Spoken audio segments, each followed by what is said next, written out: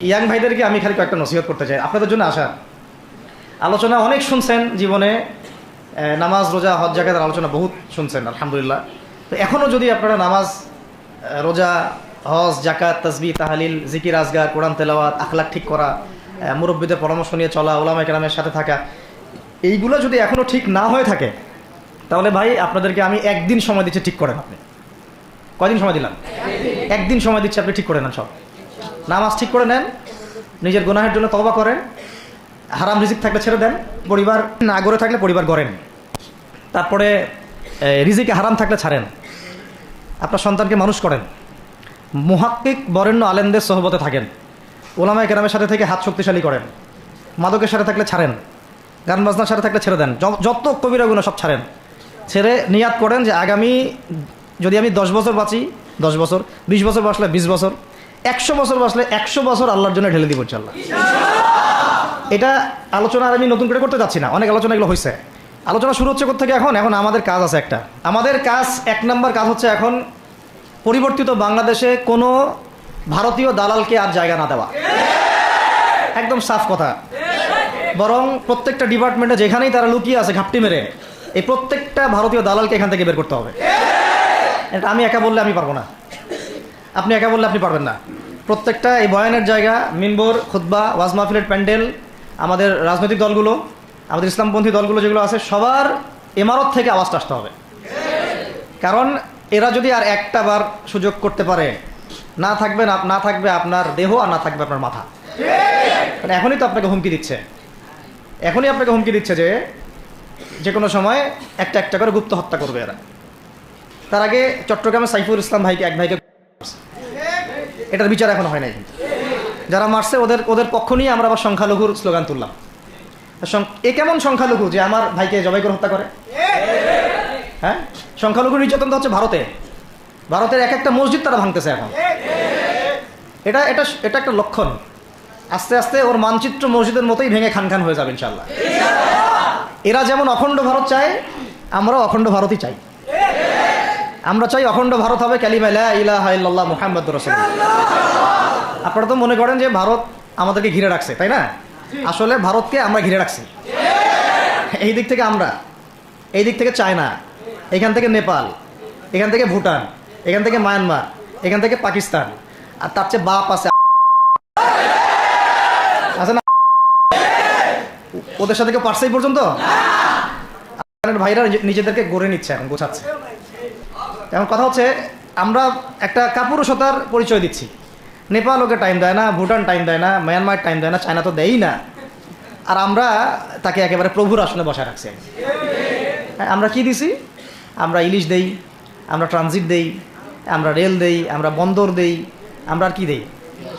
Gas তো দেই মাশাআল্লাহ, তারপরে পণ্যগুলো তো দিচ্ছি, গার্মেন্টস দিয়ে দিচ্ছি, আমাদের প্রশাসনের মধ্যে লোকজন দিয়ে দিচ্ছি, কর্মী শ্রমিক দিয়ে দিচ্ছি। এই জন্যই তো বলি, কেন সে স্ট্যাটাস দেয় যে এই স্বাধীনতা তার স্বাধীনতা। এটাই তাহলে কারণ। তার মানে তারা আমাদের সার্বভৌমত্বটাকে স্বীকার করে না, তাই না? তারা যদি আমাদের স্বাধীনতা সার্বভৌমত্বকে স্বীকার করতোই তাহলে তো এরকম স্ট্যাটাস দিত না, দিত কি? তো এখন কথা হচ্ছে আমরা মাথা নত করার জাতি না। আমাদের নবী মুহাম্মদ সাল্লাল্লাহু আলাইহি ওয়াসাল্লাম মাথা উঁচু করে দাওয়াতি কাজ করছেন। মার খেলেও কখনো তিনি মাথা নিচু করেন নাই। সাহাবায়ে কেরাম রাদিয়াল্লাহু আনহুম আজমাইন মাথা উঁচু করে দাওয়াতের কাজ করছেন, কারোর সামনে মাথা নত করেন নাই ইল্লাল্লাহ, আল্লাহ ছাড়া। মার খেয়েছেন, হিজরত করতে হলে হিজরত করেছেন, কখনো মানুষ গালি দিয়েছে, গালি সহ্য করেছেন, কখনো মদিনা চলে যেতে হয়েছে, দেশ ছাড়তে হয়েছে, দেশ ছাড়ছেন, আবার কখনো ইসলামী রাষ্ট্র কায়েম করতে হয়েছে, রাষ্ট্রও কায়েম করছেন। জিহাদ করার দরকার জিহাদও করছেন, কেতালের দরকার কেতালও করছেন, আস্তে আস্তে মক্কা বিজয় করছেন, করেন নাই? সিরাত পড়তে হবে, সিরাতের ধারাগুলো আমাদেরকে বুঝতে হবে। এখন আমরা তো তার উত্তরসূরি, আমরা তাদের উত্তরসূরি। প্রথম কথা হচ্ছে আমরা আমাদের নতজানু মনোভাবটাকে আগে ত্যাগ করতে হবে, 1 নাম্বার। আর অতীতের জীবনের যে ভুল ত্রুটিগুলো দ্রুত সংশোধন করতে হবে। মানে এখন আর আমাদের হাতে অনেক লম্বা সময় আছে এমন না, বিষয়গুলো কত কি যে দ্রুত হয়ে যাবে আপনি হয়তো ভাবতেও পারবেন। বিশ্বটা খুব দ্রুত চেঞ্জ হচ্ছে। এই অল্প সময়ের মধ্যে ভাইরা দাঁড়ায় গেছে, অল্প সময়ের মধ্যে দেখলেন যে পরিবর্তন হয়ে যাচ্ছে। তারপরে আপনি কয়দিন পরে দেখবেন ইনশাআল্লাহ যে এই আপনার অবস্থাও পরিবর্তন হবে ইনশাআল্লাহ। তখন এরা আবার কি বলবে? যোদ্ধা। তখন ঠিকই বলবে যোদ্ধা, এখন বলতেছে বিদ্রোহী বলতেছে। তো একটা বিষয় আগে বলে নেই, এটা বোঝার দরকার আছে যে দেখেন যে অবস্থা চলতেছে সেখানে কিন্তু আমাদের তাবলিগের মেহনতটা মূল না, সেখানে আমাদের মেহনতটা মূল, তাই না বিষয়টা? ওখানে তো সবাই, ওখানে বোম পড়তেছে, ওখানে কি সবাই তাবলিগের মেহনত করবে? হাতে নেওয়া ফরজ, এটা বোঝার জন্য আপনার তো মুফতি হওয়ার দরকার নেই। হ্যাঁ, আবার তখন কি শুধু তাবলিগটা ফরজ ছিল, না ওদের হামলা প্রতিরোধ করা ফরজ ছিল? ফরজ ছিল। একই অবস্থা হয়েছে, কিন্তু বাংলাদেশে এখন সেই অবস্থাটা নাই। কিন্তু বাংলাদেশে তাবলিগের মেহনত, আমর বিল মারুফ নাহি আনিল মুনকারের মেহনত চলবে, মানে তাবলিগের মেহনত, দাওয়াতের মেহনতটা চলবে। যদি যদি কখনো বাংলাদেশে দেখা যায় যে দেশের শত্রুরা বা দিনের শত্রুরা বা উগ্রবাদীরা এই দেশের স্বাধীনতা সার্বভৌমত্বের উপর আক্রমণ করে, তখন কি আমাদের উপরে জিহাদ ফরজ হবে কিনা? এখন যদি তাই হয়, এখন আপনাদের কি মনে হয় এটার সম্ভাবনা আছে না নাই? এটুকু ইন্টেলেকচুয়াল অবস্থা তো আপনাদের আছে, এটার সম্ভাবনাও হতে পারে, আজ হোক কাল হোক, হতেই পারে। তখন আমার প্রিপারেশনটা কী হবে সেটা আমাকে এখন জানতে হবে। তারপর প্রিপারেশনটা কী হওয়া উচিত? প্রথম প্রিপারেশন হওয়া উচিত আগের সমস্ত জিন্দগিতে যা করছি নিজেকে আল্লাহর দিকে ফিরাই নিয়ে আসে। এটা প্রথম কাজ।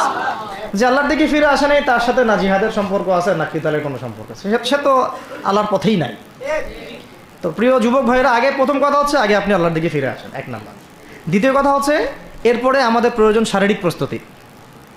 শারীরিক প্রস্তুতি যেমনটা বললাম যে কোনো অবস্থাতেই আলেম ওলামাদেরকে, দায়ীদেরকে, মুফতিদেরকে, মুহাদ্দিসদেরকে, মাদ্রাসার শিক্ষকদেরকে, খতিবদেরকে ভিতরে ঢুকতে দেওয়া যাবে না। কারণ আপনাদেরকে যদি ভিতরে নিয়ে যাওয়ার স্কোপ পায় তারা নতুন করে আবারও কেউ, তাহলে আর সুস্থ রাখবে না, তো ফিজিক্যালি আপনি ঠিক থাকতে পারবেন না। অতএব একটা সামাজিক প্রতিরোধ গড়ে তুলতে হবে সবসময়। মানে একটা এলাকার মধ্যে একজন আলেম আছেন, সেই আলেমকে এলাকা থেকে নিতে পারবে না, তাকে নেওয়ার আগে 100 জনের উপর গুলি চালাইতে হবে, এমন একটা মুভমেন্ট থাকতে হবে।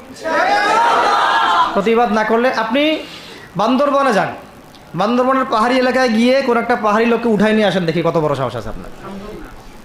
আর্মি পর্যন্ত পারে না। কে পারে না? সেনাবাহিনী পারে না। পারে? পাহাড়িরা ওখানে ঐক্যবদ্ধ হয়ে যায়, ওদের মহিলারা ঝাড়ু নিয়ে সামনে চলে আসে। এই আমাদের বান্দরবনের কথা বলতেছে। ওখানে যে কুকিচিং একটা ফ্রন্ট গঠন করছে সশস্ত্র বিদ্রোহীরা, ওই অংশটুকুকে নিয়ে একটা মাস্টার প্ল্যান আছে ওদের।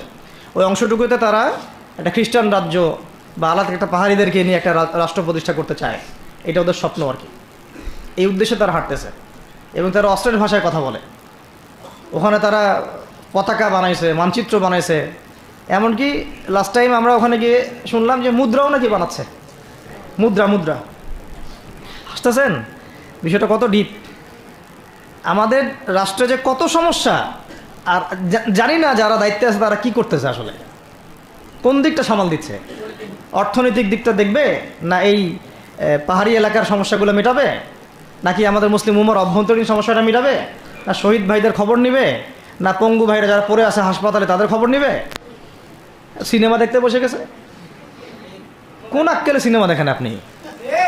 আপনার সিনেমা দেখার সময় কোথায়? আপনার সিনেমা দেখার সময় কোথায়?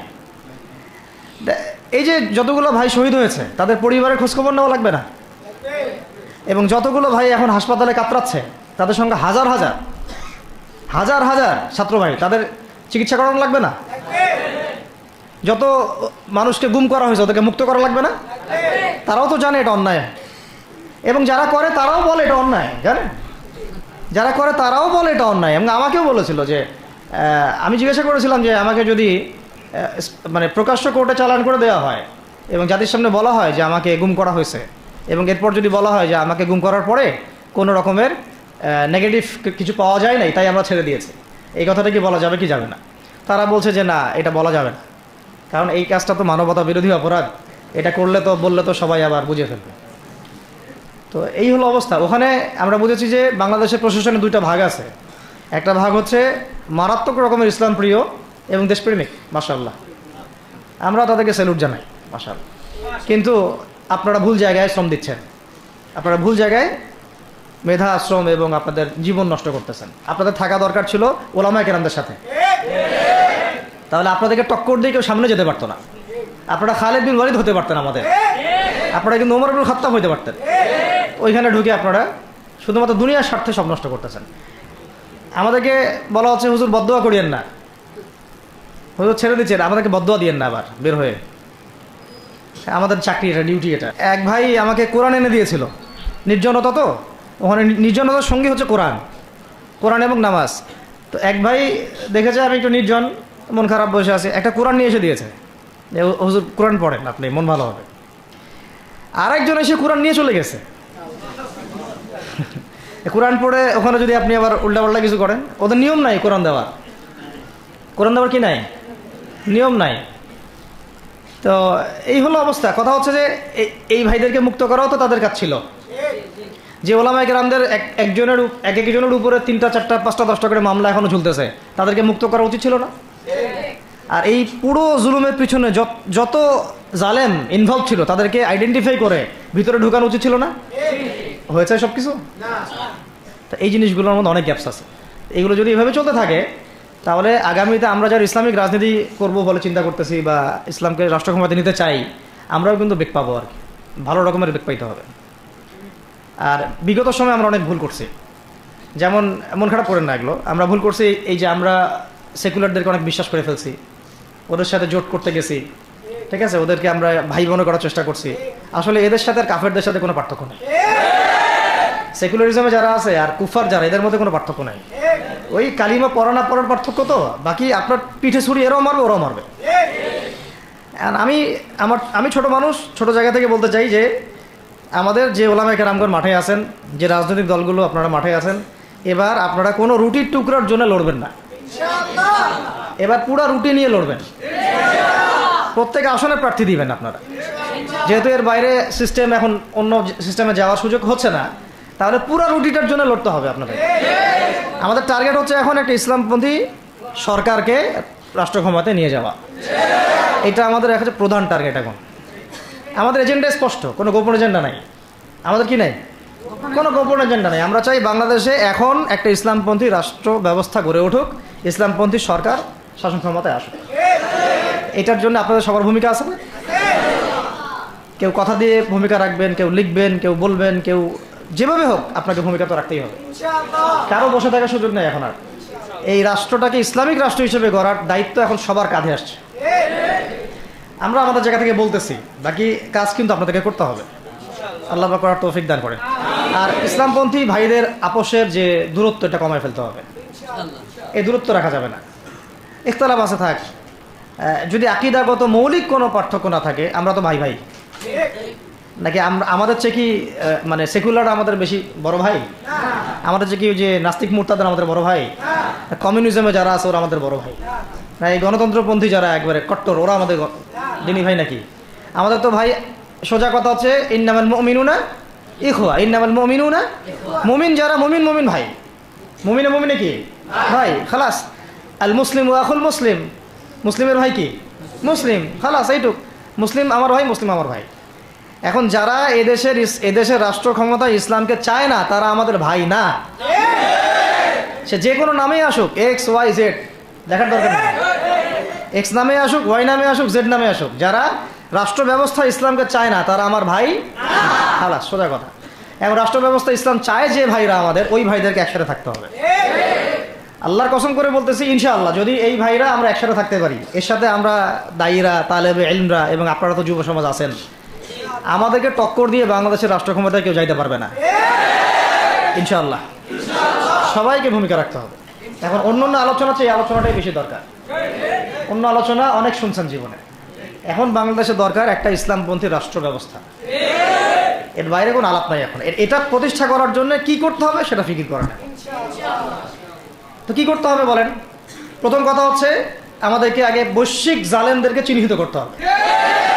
পুরো বিশ্বে কারা জালেম, এটা কি চিন্তা করা বাকি আছে? পুরো বিশ্বের সবচেয়ে বড় জালেম যে, সবচেয়ে বড় জালেম, এটা চিন্তা কি আপনার বাকি আছে? এই কথা বলতে যে ভয় পায় তার তো নবীর ওয়ারিস হওয়ার দাবি করা উচিত না। এটা খোলামেলা, এটা সবাই জানে। সারা বিশ্বের জুলুমের কারখানা হচ্ছে, মানুষ ত্রাণ নিতে গেলে পর্যন্ত সেখানেও মানুষ হত্যা করছে। আমরা এটা দেখার মতো আর সাহসী নাই। অনলাইনে এগুলো আমার দেখতে গেলে যে বাচ্চাদের অবস্থাগুলো আমাদের চোখের সামনে আসে, আমি স্কিপ করে চলে যাই। হয়তো কতটুকু দোয়া করতে পারি আল্লাহ ভালো জানে। দোয়া করে কি করব? আমার দোয়ার তো তার দরকার নাই। আমার দোয়ার তার কি দরকার আছে? আমাদের মতো পাপী মানুষের দোয়া দিয়ে তার কি হবে? এখানে তো স্পষ্ট যে পুরো বিশ্বের জুলুম জালেমের শক্তির কেন্দ্রস্থল কোনটা, সেখান থেকে সব মাস্টার প্ল্যান হচ্ছে। আর যদি ওই কোনো সেবা দাসকে আমরা ক্ষমতায় নিয়ে আসি, আমাদের ভুল হবে না? ছাত্র ভাইরা এই ভুলটা করছে, ছাত্র ভাইরা ভুলটা করছেন, কারণ আপনাদের দিনের জ্ঞানের বুঝের কারণে করছেন, বুঝের অভাবের কারণে করছেন। ঠিক আছে, ঠিক আছে, এখন যে মানে সম্ভাবনা শেষ হয়ে গেছে এমনও না।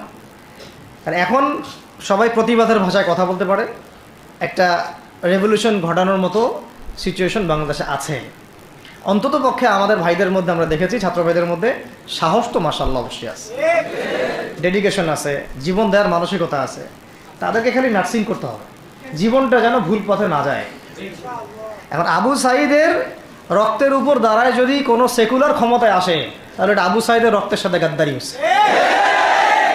এই মুগ্ধদের রক্তের উপর সিঁড়ি বানায় যদি কোনো জাতীয়তাবাদীরা আর ওই সেই গণতন্ত্রপন্থীরা, ওই ইসলামের দুশ্মনরা, ওই ভারতের দালালরাই যদি ক্ষমতায় আসে, তাহলে এটা ওদের রক্তের সাথে গাদ্দারি হচ্ছে। এই গাদ্দারির মাফ হবে না। এইটা পলাশির যুদ্ধের চেয়ে বড় মির্জাফরি হয়েছে, এটা ৭১-এর চেয়ে বড় রাজাকারী হয়েছে। আপনারা বলেন যে দেখেন, ভালো করে বুঝেন, গুম হয়েছে এক শ্রেণী, আমার কথা মন খারাপ করেন না, এক শ্রেণী হয়ে গেছে, এক শ্রেণীর শাপলা চত্বরে রক্ত দিছে, তাই নাই? এক শ্রেণী ওলামায়ে কেরাম মামলা নিয়ে ঘুরে বেড়াচ্ছে মাথার উপরে, এক শ্রেণীর ছাত্র ভাইরা রাস্তায় শহীদ হলো, আর এক শ্রেণীর ছাত্র ভাইরা পঙ্গু হয়ে হাসপাতালে বেডে পড়ে আছে। আর ক্ষমতায় গেছে কারা? নতুন এক শ্রেণী। হ্যাঁ, এবং ওখানে এমন কিছু মানুষ আছে যাদের সাথে আন্দোলনের কোনো সম্পর্কই ছিল না, সম্পূর্ণ উড়ে এসে জুড়ে বসছে তারা। তাহলে এখানে ইসলামিক রাজনৈতিক দলগুলোকে সামনে রাখা যাইতো, তাদের থেকে তো উপদেষ্টা একটাও নেয় নাই। জামাত ইসলাম থেকে একটা উপদেষ্টা নিছে কিনা? হেফাজত ইসলাম থেকে কোনো উপদেষ্টা নিছে কিনা? আমাদের চরমনায় থেকে একটা উপদেষ্টা নিছে কিনা বলেন?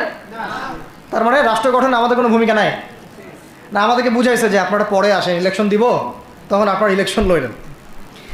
ইলেকশন সে কবে দেয় সেটাও দেখেন, আদৌ দেয় কিনা সেটাও দেখেন।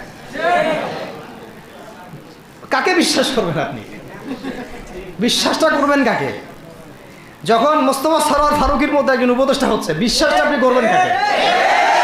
সারা জীবন মানুষকে পরকে শিখাচ্ছে, তার কোন যোগ্যতায় সে উপদেষ্টা হচ্ছে? আচ্ছা, একটা কাজ করেন, এটা উপদেষ্টা করার জন্য একটা পরীক্ষা নেন না, দেখি বিসিএস এর মতো, দেখেন না এরা পাস করে কিনা। অথবা আপনি একটা কাজ করেন, ইসলামিক সেন্সে পরীক্ষা নেন, দেখেন কোরআন তেলাওয়াত করতে পারে কিনা। কিসের ভিত্তিতে হলো? তো এই যে এই সমস্যাগুলো থেকে গেছে। তারপরেও যা হয়ে গেছে হয়ে গেছে। এখন আমাদের যেটা কথা সেটা হচ্ছে, আমরা তো আর কোনো বিদ্রোহে যেতে চাই না, আমরা যে শান্তিপূর্ণভাবে ইসলাম প্রতিষ্ঠা করতে। কিন্তু প্রয়োজনে যদি তারা মানে আমাদের উপর জুলুমের ভাষা বেছে নেয়, তাহলে আমরা অবশ্যই এবার প্রতিবাদের ভাষা বেছে নেব ইনশাআল্লাহ। এই জন্য সবার আগে জরুরি হচ্ছে যুবকদেরকে এক কাতারে থাকা, ইসলামপন্থী ভাইদের সাথে থাকা, ইসলামী সংগঠনের সাথে থাকা, এবং নাম XYZ যেটাই হোক না কেন, নাম XYZ হতে পারে, আপোষে ভাই ভাই হয়ে থাকা। এটাতে যদি ভাই আমরা এবার ভুল করি, আল্লাহর কসম করে বলতেছি, আল্লাহ না করুক, এরপরে যদি মায়ের আসে, না আপনি বাঁচবেন না আর আমি বাঁচব, কেউই না, ইনশাআল্লাহ ওই দিন আসবে না। আর আমরা যদি ইনশাআল্লাহু আজ্জা ওয়া জাল যদি আমরা এটাকে মদিনা রাষ্ট্র বানাতে পারি, এই বাংলাদেশকে যদি আমরা একটা মদিনা রাষ্ট্র বানাতে পারি, ইনশাআল্লাহ কালকে গাজওয়াতুল হিন্দ হবে ইনশাআল্লাহ। ওটার জন্য রেডি আমরা ইনশাআল্লাহ। পাকিস্তানের কাছে কিছুই নাই, আছে খালি 10টা-12টা পারমাণবিক মনে অস্ত্র, তাতেই ভয়ে কাঁপতে থাকে। চায়না খালি একটু ভয় দেখায় যে আগাইলে কিন্তু সিকিম নিয়ে নিব, আগাইলে কিন্তু চিকেন নেক গিলে ফেলবো। চায়নার ওই ছোট ছোট যোদ্ধাদের কাছে যে মাইটটা খায়, আর আমাদের এখানে দেখা যায় যে সীমান্তর মধ্যে একটা একটা কৃষকও যদি সীমান্ত থেকে দূরেও হাল চাষ করে ওকে গুলি করে মেরে ফেলায়, ফেলায় নাই? ফেলানির কথা ভুলে গেছেন আপনারা? আমাদের বন্যা, এরকম কতগুলো মানুষকে সীমান্ত হত্যা করে মারা হয়েছে। আজকে গুগলে গিয়ে সার্চ করে দেখেন কতগুলো মানুষকে বিগত 15 বছরে সীমান্ত হত্যা করা হয়েছে। তো এখানে আমাদের স্বাধীনতার প্রশ্ন আসে না, এখানে গণতন্ত্রের কথা আসে না, সার্বভৌমত্বের কথা আসে না, না, বরং তারা ক্ষমতার জন্যে ওদের কাছে ইমান বিক্রি করে দিয়েছে। ক্ষমতার জন্যে এই উগ্রদের কাছে, মানে উগ্র হিন্দুত্ববাদীদের কাছে ওরা তাদের ইমান, ওদের আমল, ওদের তাকওয়া, ওদের দিন সব বিক্রি করে দিয়েছে। এই জন্য আমি আগে বলেছি একটা লেকচারে যে আমরা যদি বিরিয়ানি খেতে চাই, আপনি যদি বিরিয়ানি খেতে চান একটা পাত্র নেবেন কি না? আচ্ছা, পাত্রটা যদি ময়লা থাকে খাবেন? পাত্রে অনেক ময়লা আছে, আপনি কি ওইখানেই বিরিয়ানি ঢালবেন? তাহলে খাওয়া শুরু করবেন? সবার আগে আপনি কি করেন? এটাকে ধোন, পরিষ্কার করেন, তাই না? বাংলাদেশকে যদি আপনি ইসলামী রাষ্ট্র হিসেবে করতে চান, আগে এই দেশের মধ্যে যে পয়জনগুলো আছে এগুলোকে দূর করতে হবে, সমস্ত পয়জনকে ধুয়ে সাফ করতে হবে। তারপরে যে খেলাফা বা শরিয়া বা ইমারত যেটাই আসুক, ইমারত এক জিনিস, খেলাফা আর এক জিনিস। আমি এক কথায় বোঝাচ্ছি ইসলামী রাষ্ট্র ব্যবস্থা। ইসলামী রাষ্ট্র ব্যবস্থা যদি ইসলামী রাষ্ট্র ব্যবস্থা তারপরে আসে জমিন সাফ করার পরে, তখন সেটা সাস্টেইন করবে ইনশাআল্লাহ। আর যদি ময়লার মধ্যেই ইসলামী রাষ্ট্র কায়েম করতে চান, তখন হবে উদাহরণটা এরকম যে আপনি এই নোংরা ড্রেনের মধ্যে নেমে গায়ে সাবান মাখা শুরু করছে না, হাততে কোনো লাভ হবে না, বরং ওই নোংরাই আপনাকে খেয়ে ফেলবে। ঠিক আছে? ডেমোক্রেটিক সিস্টেমের মধ্য দিয়ে যদি আমাদের ভাইরা ক্ষমতা যেতে পারে, যাক না, সমস্যার কিছু নাই। এটা কতটুকু জায়েজ না জায়েজ, হালাল হারাম সুন্নত, এইদিকে আমি যাচ্ছি না। এবং এটা নিশ্চিত তারাও জানে এটা সুন্নাত না, তারাও জানে এটা কি না, সুন্নাত পদ্ধতি না। কারণ রাসূলুল্লাহ সাল্লাল্লাহু আলাইহি ওয়াসাল্লাম দাওয়াতের মধ্য দিয়ে এবং সশস্ত্র যুদ্ধের মধ্য দিয়ে মানে মক্কা বিজয় করেছেন। দাওয়াতের মধ্য দিয়ে তিনি মদিনা রাষ্ট্র কায়েম করেছেন। তারপরে মদিনা রাষ্ট্রকে বেস করে আস্তে আস্তে আরও রাষ্ট্রকে এক্সপ্যান্ড করেছেন। বদর, উহুদ, খন্দক, খায়বার এগুলো হয়েছে, আস্তে আস্তে মক্কা বিজয় হয়েছে। মূল ছিল আগে মদিনা রাষ্ট্রটা কায়েম করা। তো আমরা যে কোনোভাবেই হোক মদিনা রাষ্ট্রটা আমাদের কায়েম করতে হবে আগে, তারপরে ইনশাআল্লাহ তাআলা দেখবেন হ্যাঁ ওই অখণ্ড ভারত আমরাও কায়েম করবো ইনশাআল্লাহ। সংখ্যা দিয়ে কিচ্ছু না, ওদের সংখ্যাকে আমরা ভয় পাই? ওদের সংখ্যাকে ভয় পাওয়ার কিচ্ছু নাই, সংখ্যাকে ভয় পাওয়ার কিচ্ছু নাই। কারণ এই যে কোরআন, আমার সামনে যে কোরআনটা আছে এটা দেখে একটু খারাপ লাগলো। কোরআনের যে অবস্থা এটা খুব মনের কষ্ট দিল আর কি। কোরআনটা হবে চকচকা, এটা দেখে বোঝা যাচ্ছে এটা অনেকদিন কেউ পড়েই নাই। আপনাদের বাসার যদি কোরআনের এই হালত হয় তাহলে আমাদের দ্বারা দিন কায়েম হবে না। আপনার কোরআনের হালত হবে এমন যে কোরআনে এক বিন্দু পরিমাণ কোনো ময়লা নাই, প্রত্যেক দিন আপনার হাতের স্পর্শেই ময়লা দূর হয়, তখন এই কোরআন আপনার পক্ষে কথা বলবেন ইনশাআল্লাহ। তো ভাই কোরআনের কাছে চলে আসেন, আর দেরি করেন না, সময় নাই। আল্লাহ পাক সবাইকে কবুল করেন, আমিন। এই মসজিদগুলোকে কাজে লাগান, এখানে তালিমি বৈঠক চালু করেন প্রত্যেক সপ্তাহে। আমি যদি প্রত্যেক মাসে রংপুরে আসি, প্রত্যেক মাসে সময় দেবো ইনশাআল্লাহ। আপনারা এখানে ইমাম ঠিক করেন, খতিব ঠিক করেন এবং ওই যে টিচার ঠিক করেন, করে আপনারা কোরআন শিক্ষার ব্যাচ চালু করেন, কোরআনের তাফসীরের ক্লাস চালু করেন, তারপরে তুলনামূলক আরবি ভাষা শিখেন। মানে এগুলো শিখে নেন তাড়াতাড়ি, সময় নাই এগুলো, আমাদের হাতে সময় কম। এগুলো আজকে থেকে 10 বছর আগেই শেখা উচিত ছিল, তাই না? কিন্তু আমাদের এই সেকুলার শিক্ষা ব্যবস্থা আপনার জীবন থেকে 20 বছর কেড়ে নিছে। 20 বছর পড়াশোনা করার পরে আমি চ্যালেঞ্জ করতেছি, এই যে লাখ লাখ টিচারকেও যদি আপনি কোরআন তেলাওয়াত ধরেন সহি বলতে পারে না, অথচ তারা জাতির শিক্ষক হয়ে বসে আছে। তো সেকুলার শিক্ষা ব্যবস্থাটা আমাদের জীবন থেকে পুরা ইসলামের হকটাকে নষ্ট করে ফেলছে। আপনার অধিকার ছিল যে আপনি একজন স্কুলের স্টুডেন্ট, আপনি কোরআন পড়তে পারবেন। আপনি একজন কলেজের স্টুডেন্ট, আপনি কোরআনের তাফসীর করতে পারবেন। আপনি একজন ইউনিভার্সিটি পাস করেছেন, আপনি হাদিসও পড়তে পারবেন, এবারও তো দিতে পারবেন, এরাবও দিতে পারবেন। এটা আপনার হক ছিল, কিন্তু এই হকটা নষ্ট করছে কারা? এই সেকুলার শিক্ষা ব্যবস্থা নষ্ট করে ফেলছে। এখন তো কিছু করার নাই। তো এটাতে আমাদের দোষ কি? আমাদের দোষ হচ্ছে আমরাই তো তাদেরকে ভোট দিয়ে উপরে উঠেছিলাম। আমাদের বাপরা উঠাইছে, আমাদের বাবারা উঠাইছে, তার বাবার উঠাইছে। তা আমরা তো ওই সময় ইনসাফ করি নাই, ফল আমাদেরকে ভোগ করতে হয়েছে। আপনার এই প্রসঙ্গটা দুটো কথা বলেই ফেলি, নাহলে আমি মানে হকাদায় হয় না। একটা মুসলিম ঘরের ছেলে, তার অধিকার নাই প্রাইমারি স্কুলে গিয়ে সে কোরআন শিখবে? আচ্ছা, আমাদের মৌলিক অধিকার কি? খাদ্য, বস্ত্র, বাসস্থান, শিক্ষা, চিকিৎসা, 5টা বলি না? তো কোরআন আমার মৌলিক অধিকার না? মুসলিম পরিবারের সন্তান আমি, কোরআন আমার মৌলিক অধিকার না? তারপর প্রাইমারি স্কুল আপনাকে শিখায় নাই, হাই স্কুল আপনাকে শিখায় নাই, এমনকি কারমাইকেল শিখাইছে আপনাকে, বেগম রোকেয়া বিশ্ববিদ্যালয় শিখাইছে, এরাও শিখায় নাই। এমনকি বিসিএস ক্যাডার হচ্ছেন কোরআন ছাড়াই, ডক্টর হচ্ছেন কোরআন ছাড়াই, ইঞ্জিনিয়ার হচ্ছেন কোরআন ছাড়াই, এমনকি শিক্ষা কমিশন গঠন হচ্ছে, ওই কমিশনের লোকদেরও কোরআনের জ্ঞান নাই। টকশোতে এসে আবার ঠিকই পটর পটর করে, কোরআনে পড়তেও পারে না, টকশোতে এসে পটর পটর করে। এই তো বিগত 10 বছর তো টকশোর বছর ছিল, খালি টকশো, দেখেন নাই? আলোচনা আলোচনা আলোচনা, একটা ন্যারেটিভ তৈরি করা হচ্ছিল, ইসলাম নিয়ে যারাই কথা বলবে এরাই জঙ্গি, এরাই মৌলবাদী, এরাই সন্ত্রাসী। হ্যাঁ, তো কীভাবে মানুষের ব্রেন ওয়াশ করা হয়েছে। আমি আসলে অবাক হয়ে গেছি এই ঘটনাটাতে, জুলাইয়ের ঘটনায়, যে যুব সমাজকে ধ্বংস করার জন্য তারা 20 বছর ঢেলে দিছে, ওই যুব সমাজই তাদেরকে পিটাই বের করছে। আল্লাহ পাকের কি পরিকল্পনা! আপনাদেরকে ধ্বংস করার জন্য 20 বছর ধরে তারা সিলেবাস কারিকুলাম করছে।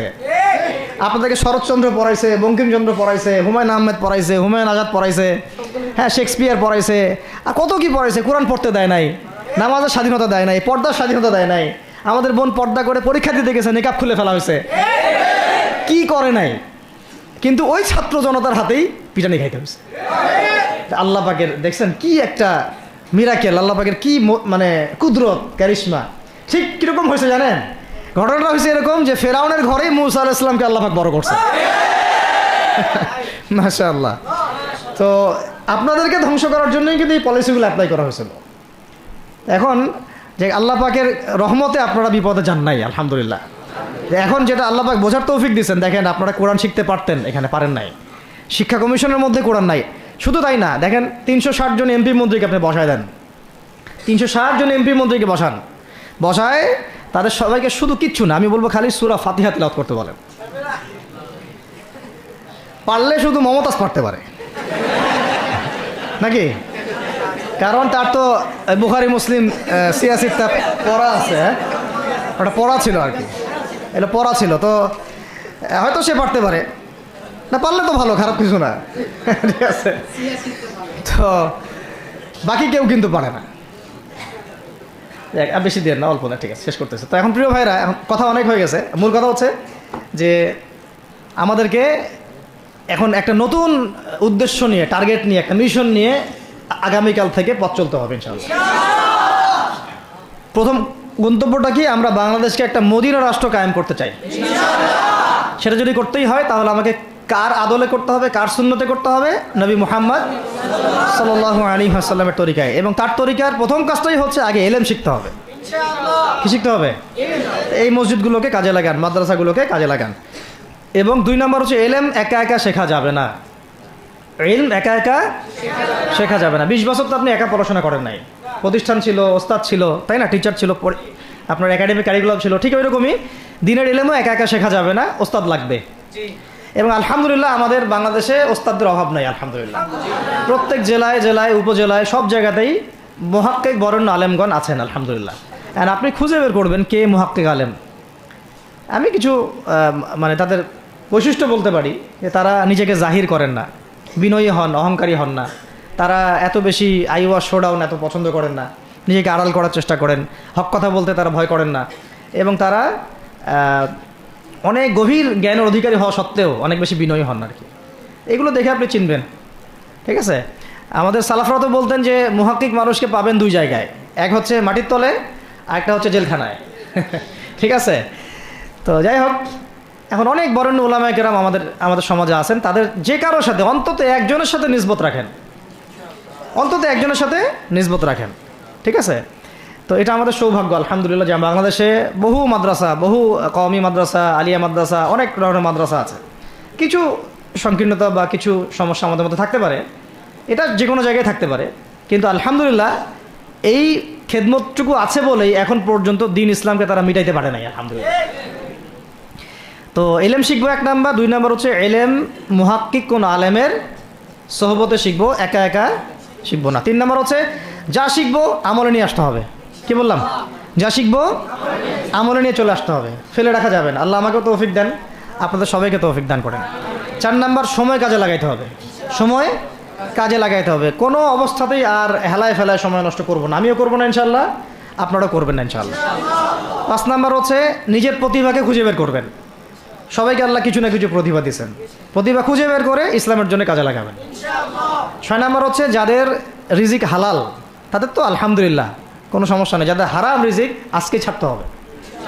কোনো সুদের সাথে সম্পৃক্ত থাকা যাবে না, কোনো ঘুষ, কোনো দুর্নীতি, কোনো মাপে কম দেওয়া, কোনো হারামে আমি খাবো না, আমি কোনো হারামের কাছে যাব না। আর উত্তরবঙ্গের বড় বড় ফেতনাগুলোর মধ্যে এই সুদী এনজিওদের ফেতনাও আছে, কাদিয়ানিদের ফেতনাও আছে, তাই না? তারপরে আপনার এই যে ইসাই মুসলিমদের একটা ফেতনা আছে না, একটা ফেতনা আছে। তারপরে এই আপনার বিড়ি ফ্যাক্টরি, তামাক ফ্যাক্টরির এগুলো ফেতনা আছে হারাম খাওয়ার। আবার নতুন করে ইসকনের ফেতনাও উত্তরবঙ্গে দেখা যাচ্ছে। তো এই ফেতনাগুলোকে চিহ্নিত করে আপনাকে বেঁচে থাকতে হবে এবং রিজিকটাকে হালাল করে ফেলতে হবে, ঠিক আছে? এর পাশাপাশি হচ্ছে 6 নম্বর বলবো যে পরিবারগুলো গড়ে তুলতে হবে। প্রত্যেকটা পরিবার হবে একটা দুর্গ, মানে আমার পরিবার হচ্ছে আমার একটা ইসলামিক রাষ্ট্রের মতো। এই পরিবারের মধ্যে অন-ইসলামিক কোনো কাজ চলে না। পরিবারের মালিক কে? আমি না? এখানে কি রাষ্ট্র আমাকে হস্তক্ষেপ করতে পারবে? তা আমার পরিবার আমার কন্ট্রোলে চলবে, একদম ইসলামিক অনুশাসন অনুযায়ী চলবে, ডানে বামে নড়তে পারবে না। এভাবে আপনাকে শক্ত থাকতে হবে। 7 নম্বর হচ্ছে এখন থেকে তাবলিগের কাজ সবাইকে করতে হবে। কতটুকু করবেন? যতটুকু আপনি জানেন, যতটুকু আপনি জানেন। যেটা জানেন না ওইটা নিয়ে কথা বলার দরকার নেই। আর সমাজে কিছু ইখতলাফি মাসালাগুলো আছে যেগুলোকে নিয়ে কিছু মানে মোটা বুদ্ধির মানুষেরা আর কি মসজিদগুলো ভাগ করে ফেলে, ঠিক আছে? এই পাল্লায় পড়া যাবে না। ইখতলাফি মাসালাগুলো সাহাবীদের যুগ থেকেই ছিল, এগুলো নিয়ে মতবিরোধের সুযোগ নাই। এটা তার কাছে এই মাসালাটা অথেন্টিক মনে হয়, সে আমল করতেছে, করুক। আমার কাছে এই ফিকহের আলোকে এটা বেশি অথেন্টিক মনে হয়, আমি এটা আমল করতেছি। এগুলো নিয়ে কোনো রকমের আর দ্বন্দ্বে যাবেন না। বরং আমরা এখন ঐক্যবদ্ধ হব কিসের ভিত্তিতে? আমরা ঐক্যবদ্ধ হব আকীদা, আমল এবং মানহাজের ভিত্তিতে। আমাদের আকীদা আহলুস সুন্নাহ ওয়াল জামাআর আকীদা থাকবে, আমল থাকবে সাহাবীওয়ালা আমল, এবং মানহাজ থাকবে আমরা সালাফদের আদলে বাংলাদেশে দিন কায়েম করতে চাই, খালাস। আর যারা দিন কায়েমের কথা বলবে না ওদের সাথে আমার ঐক্য হবে না। কি হবে? দিন কায়েমের কোনো ফিকির নাই, তার সাথে আমার ঐক্য হবে কীভাবে? তার ফিকির আছে শুধু মসজিদ নিয়ে আর অন্য কিছু নিয়ে, তার দল নিয়ে বা তার মানে আরও তো আছে অনেক কিছু আর কি, এইগুলো নিয়ে। তো ওইগুলো বাদ দিলাম। এই আমর বিল মারুফের কাজ সবাইকে করতে হবে এবং একই সাথে সবাইকে এখন থেকে প্রতিবাদী হতে হবে, অন্যায়ে নিষেধ করতে হবে। এলাকায় অন্যায় হতে দিবেন না আপনারা। এলাকার মধ্যে জুয়া খেলবে কেন? আপনারা প্রতিবাদী হবেন। এখানে গাঁজা খাবে কেন? আপনি প্রতিবাদী হবেন। মাদকের আকারা হবে কেন? আপনারা প্রতিবাদ করবেন। এখন তো আপনি পুলিশ প্রশাসনের অপেক্ষায় বসে থাকার সময় নাই তো এখন আপনার। একজন নেককার, মুত্তাকি, পরহেজগার মানুষ প্রত্যেকটা এলাকায় থাকা দরকার। আপনাদের মধ্যে একটা জামাআ বা কমিউনিটি থাকা দরকার, মানে একটা অ্যাসোসিয়েশন থাকা দরকার যারা ওই এলাকাকে সংস্কারের কাজ করবে ইনশাআল্লাহ। অথবা বৃহত্তর সংগঠন যেগুলো আছে বাংলাদেশে তাদের অঙ্গ সংগঠন হিসেবে আপনারা কাজ করতে পারেন। আল্লাহ পাক তৌফিক দান করেন। মানে একটা চেইন অফ কমান্ড গড়ে তুলতে হবে দেশব্যাপী। এটা অলরেডি আছে এবং নতুন করেও যদি কেউ চায় যে আমি কিছু অ্যাসোসিয়েশন করব যেটা আমর বিল মারুফের কাজ করবে, নেহির মুনকারের কাজ করবে, তাহলে এটাও করতে পারেন ইনশাআল্লাহ। আর এর সাথে আমি বলবো যে আমাদের জান, মাল, সময়, শ্রম, কয়টা কথা বললাম? জান, মাল, সময় এবং শ্রম। জান, আমাদের মাল, আমাদের সময়, আমাদের শ্রম, এই 4টা জিনিসকে আল্লাহর জন্য ওয়াকফ করে দিতে হবে।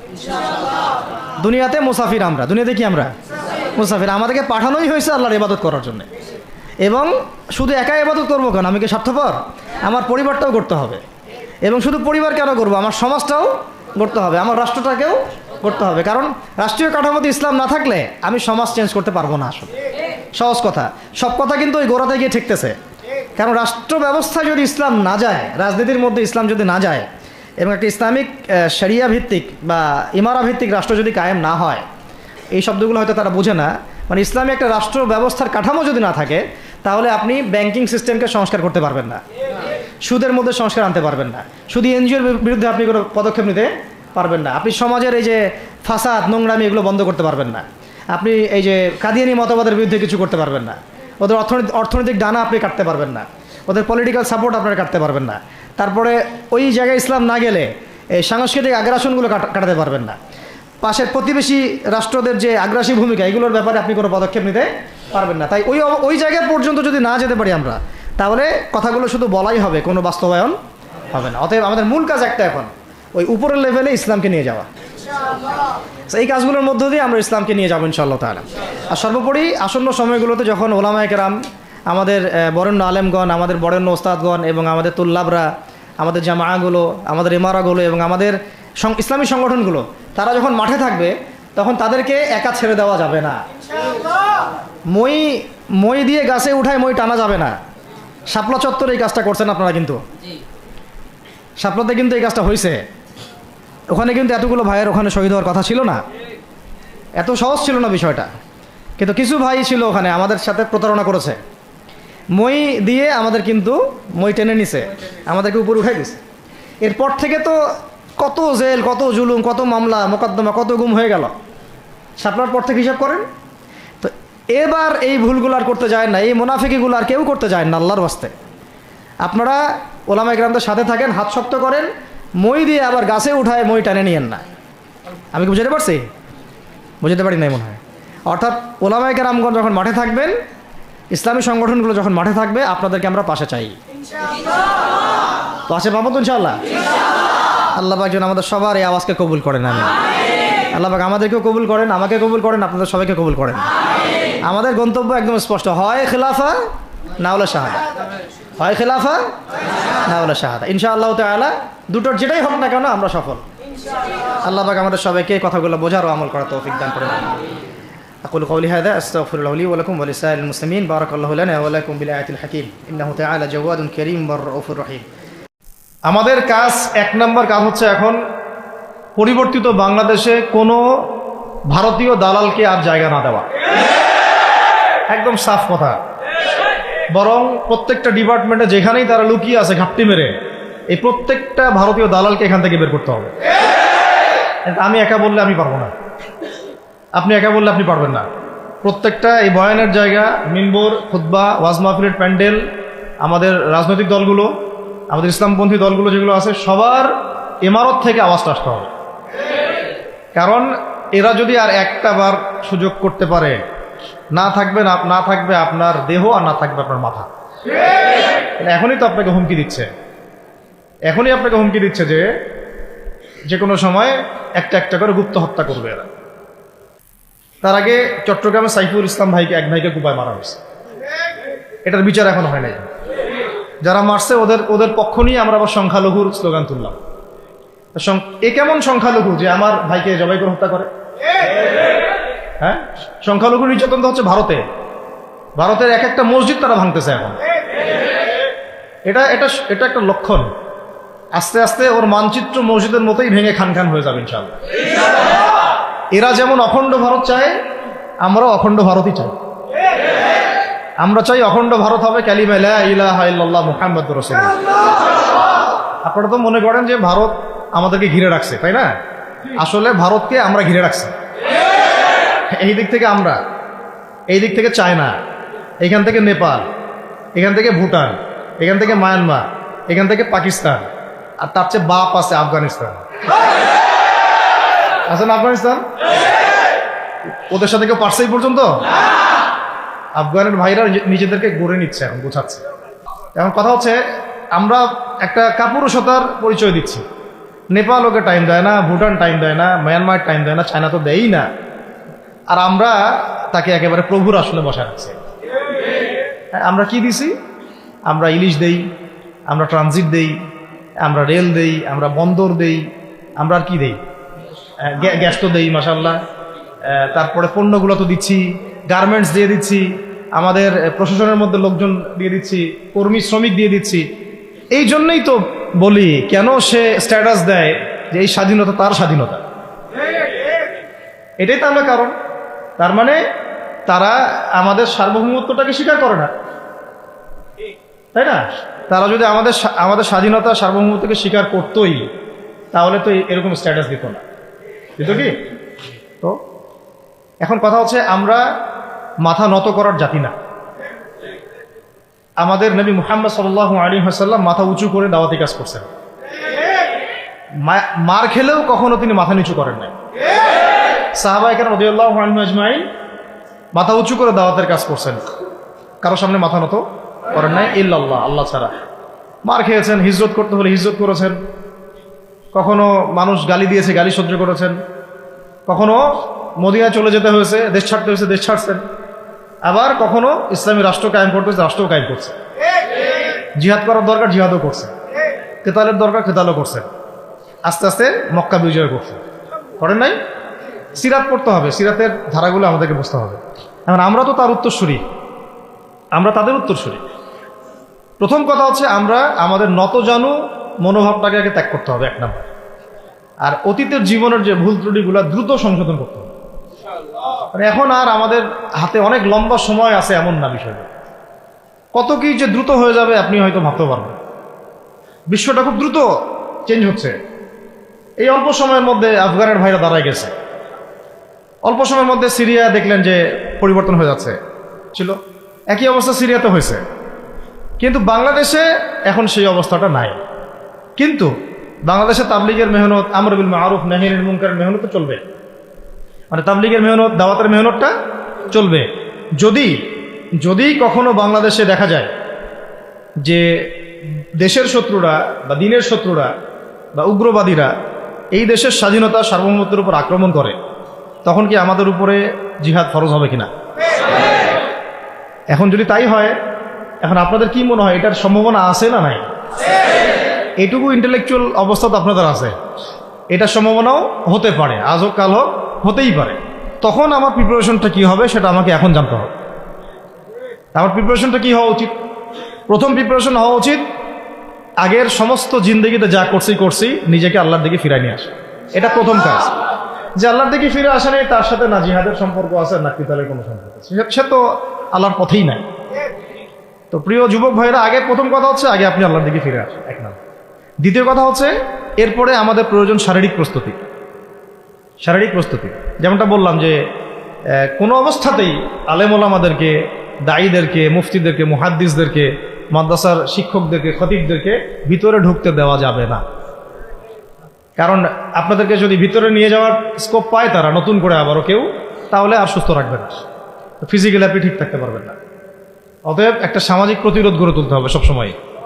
মানে একটা এলাকার মধ্যে একজন আলেম আছেন, সেই আলেমকে এলাকা থেকে নিতে পারবে না, তাকে নেওয়ার আগে 100 জনের উপর গুলি চালাইতে হবে, এমন একটা মুভমেন্ট থাকতে হবে। প্রতিবাদ না করলে আপনি বান্দরবনে যান, বান্দরবনের পাহাড়ি এলাকায় গিয়ে কোন একটা পাহাড়ি লোককে উঠাই নিয়ে আসেন, দেখি কত বড় সাহস আছে। আর্মি পর্যন্ত পারে না। কে পারে না? সেনাবাহিনী পারে না।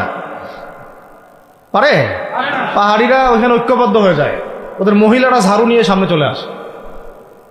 এই আমাদের বান্দরবনের কথা বলতেছে। ওখানে যে কুকি চিং একটা ফ্রন্ট গঠন করছে সশস্ত্র বিদ্রোহীরা, ওই অংশটুকুকে নিয়ে একটা মাস্টার প্ল্যান আছে ওদের। ওই অংশটুকুতে তারা একটা খ্রিস্টান রাজ্য বা আলাদা একটা পাহাড়িদেরকে নিয়ে একটা রাষ্ট্র প্রতিষ্ঠা করতে চায়। এটা ওদের স্বপ্ন আর কি। এই উদ্দেশ্যে তারা হাঁটতেছে এবং তারা অস্ট্রেল ভাষায় কথা বলে। ওখানে তারা পতাকা বানাইছে, মানচিত্র বানাইছে, এমনকি লাস্ট টাইম আমরা ওখানে গিয়ে শুনলাম যে মুদ্রাও নাকি বানাচ্ছে। মুদ্রা হাসতেছেন? বিষয়টা কত ডিপ। আমাদের রাষ্ট্রে যে কত সমস্যা, আর জানি না যারা দায়িত্বে আছে তারা কি করতেছে, আসলে কোন দিকটা সামাল দিচ্ছে। অর্থনৈতিক দিকটা দেখবে না এই পাহাড়ি এলাকার সমস্যাগুলো মেটাবে, নাকি আমাদের মুসলিম উম্মার অভ্যন্তরীণ সমস্যাটা মেটাবে, না শহীদ ভাইদের খবর নিবে, না পঙ্গু ভাইরা যারা পড়ে আছে হাসপাতালে তাদের খবর নিবে? সিনেমা দেখতে বসে গেছে। কোন আক্কেলে সিনেমা দেখেন আপনি? আপনার সিনেমা দেখার সময় কোথায়? আপনার সিনেমা দেখার সময় কোথায়? এই যে যতগুলো ভাই শহীদ হয়েছে তাদের পরিবারের খোঁজখবর নেওয়া লাগবে না? এবং যতগুলো ভাই এখন হাসপাতালে কাতরাচ্ছে তাদের সঙ্গে হাজার হাজার ছাত্র ভাই, তাদের চিকিৎসা করানো লাগবে না? যত মানুষকে গুম করা হয়েছে ওদেরকে মুক্ত করা লাগবে না? তারাও তো জানে এটা অন্যায়, এবং যারা করে তারাও বলে এটা অন্যায়। জানেন, যারা করে তারাও বলে এটা অন্যায়। এবং আমাকেও বলেছিল যে, আমি জিজ্ঞাসা করেছিলাম যে আমাকে যদি মানে প্রকাশ্য কোর্টে চালান করে দেওয়া হয় এবং জাতির সামনে বলা হয় যে আমাকে গুম করা হয়েছে, এবং এরপর যদি বলা হয় যে আমাকে গুম করার পরে কোনো রকমের নেগেটিভ কিছু পাওয়া যায় নাই তাই আমরা ছেড়ে দিয়েছি, এই কথাটা কি বলা যাবে কি যাবে না? তারা বলছে যে না, এটা বলা যাবে না, কারণ এই কাজটা তো মানবতা বিরোধী অপরাধ, এটা করলে তো বললে তো সবাই আবার বুঝে ফেলবে। তো এই হলো অবস্থা। ওখানে আমরা বুঝেছি যে বাংলাদেশের প্রশাসনে দুইটা ভাগ আছে। একটা ভাগ হচ্ছে মারাত্মক রকমের ইসলাম প্রিয় এবং দেশপ্রেমিক, মাশাআল্লাহ, আমরা তাদেরকে স্যালুট জানাই, মাশাআল্লাহ। কিন্তু আপনারা ভুল জায়গায় শ্রম দিচ্ছেন, আপনারা ভুল জায়গায় মেধা শ্রম এবং আপনাদের জীবন নষ্ট করতেছেন। আপনাদের থাকা দরকার ছিল ওলামায়ে কেরামদের সাথে, তাহলে আপনাদেরকে টক্কর দিয়ে কেউ সামনে যেতে পারতো না। আপনারা খালিদ বিন ওয়ালিদ হতে পারতেন আমাদের, আপনারা কিন্তু ওমর ইবনুল খাত্তাব হইতে পারতেন। ওইখানে ঢুকে আপনারা শুধুমাত্র দুনিয়ার স্বার্থে সব নষ্ট করতেছেন। আমাদেরকে বলা হচ্ছে হুজুর বদদোয়া করিয়েন না, হুজুর ছেড়ে দিচ্ছেন, আমাদেরকে বদদোয়া দিয়েন না আবার বের হয়ে। আমাদের চাকরি এটা, ডিউটি এটা। এক ভাই আমাকে কোরআন এনে দিয়েছিল, নির্জনতা তো, ওখানে নির্জনতার সঙ্গী হচ্ছে কোরআন, কোরআন এবং নামাজ। তো এক ভাই দেখেছে আমি একটু নির্জন, মন খারাপ বসে আছে, একটা কোরআন নিয়ে এসে দিয়েছে, হুজুর কোরআন পড়েন আপনি, মন ভালো হবে। আর একজন এসে কোরআন নিয়ে চলে গেছে। কোরআন পড়ে ওখানে যদি আপনি আবার উল্টাপাল্টা কিছু করেন, ওদের নিয়ম নাই কোরআন দেওয়ার। কোরআন দেওয়ার কি নাই? নিয়ম নাই। তো এই হলো অবস্থা। কথা হচ্ছে যে এই ভাইদেরকে মুক্ত করাও তো তাদের কাজ ছিল। যে ওলামায়ে কেরামদের একজনের উপরে 3টা 4টা 5টা 10টা করে মামলা এখনো ঝুলতেছে, তাদেরকে মুক্ত করা উচিত ছিল না? আর এই পুরো জুলুমের পিছনে যত জালেম ইনভলভ ছিল তাদেরকে আইডেন্টিফাই করে ভিতরে ঢুকানো উচিত ছিল না? হয়েছে সব কিছু? এই জিনিসগুলোর মধ্যে অনেক গ্যাপস আছে। এগুলো যদি এভাবে চলতে থাকে তাহলে আগামীতে আমরা যারা ইসলামিক রাজনীতি করব বলে চিন্তা করতেছি বা ইসলামকে রাষ্ট্র ক্ষমতা নিতে চাই, আমরাও কিন্তু বেগ পাবো, আর ভালো রকমের বেগ পাইতে হবে। আর বিগত সময় আমরা অনেক ভুল করছি, যেমন মন খারাপ করেন না, এগুলো আমরা ভুল করছি। এই যে আমরা সেকুলারদেরকে অনেক বিশ্বাস করে ফেলছি, ওদের সাথে জোট করতে গেছি, ঠিক আছে, ওদেরকে আমরা ভাই বোন করার চেষ্টা করছি। আসলে এদের সাথে আর কাফেরদের সাথে কোনো পার্থক্য নেই। সেকুলারিজমে যারা আছে আর কুফার যারা, এদের মধ্যে কোনো পার্থক্য নেই। ওই কালিমা পড়া না পড়ার পার্থক্য তো, বাকি আপনার পিঠে ছুরি এরাও মারবে ওরাও মারবে। আর আমি ছোট মানুষ, ছোট জায়গা থেকে বলতে চাই যে আমাদের যে ওলামায়ে কেরামগণ মাঠে আছেন, যে রাজনৈতিক দলগুলো আপনারা মাঠে আছেন, এবার আপনারা কোনো রুটির টুকরার জন্য লড়বেন না, এবার পুরা রুটি নিয়ে লড়বেন। প্রত্যেক আসনে প্রার্থী দিবেন আপনারা, যেহেতু এর বাইরে সিস্টেম এখন অন্য সিস্টেমে যাওয়ার সুযোগ হচ্ছে না, তাহলে পুরো রুটিটার জন্য লড়তে হবে আপনাদের। আমাদের টার্গেট হচ্ছে এখন একটা ইসলামপন্থী সরকারকে রাষ্ট্র ক্ষমতায় নিয়ে যাওয়া, এটা আমাদের এখন প্রধান টার্গেট। এখন আমাদের এজেন্ডা স্পষ্ট, কোনো গোপন এজেন্ডা নাই। আমাদের কি নাই? কোনো গোপন এজেন্ডা নাই। আমরা চাই বাংলাদেশে এখন একটা ইসলামপন্থী রাষ্ট্র ব্যবস্থা গড়ে উঠুক, ইসলামপন্থী সরকার শাসন ক্ষমতায় আসুক। এটার জন্য আপনাদের সবার ভূমিকা আছে। কেউ কথা দিয়ে ভূমিকা রাখবেন, কেউ লিখবেন, কেউ বলবেন, কেউ যেভাবে হোক আপনাকে ভূমিকা তো রাখতেই হবে। কারো বসে থাকার সুযোগ নেই এখন আর। এই রাষ্ট্রটাকে ইসলামিক রাষ্ট্র হিসেবে গড়ার দায়িত্ব এখন সবার কাঁধে আসছে। আমরা আমাদের জায়গা থেকে বলতেছি, বাকি কাজ কিন্তু আপনাদেরকে করতে হবে। আল্লাহ পাক করার তৌফিক দান করে। আর ইসলামপন্থী ভাইদের আপোষের যে দূরত্ব, এটা কমায় ফেলতে হবে। এই দূরত্ব রাখা যাবে না। ইখতিলাফ আছে থাক, যদি আকীদাগত মৌলিক কোনো পার্থক্য না থাকে, আমরা তো ভাই ভাই নাকি?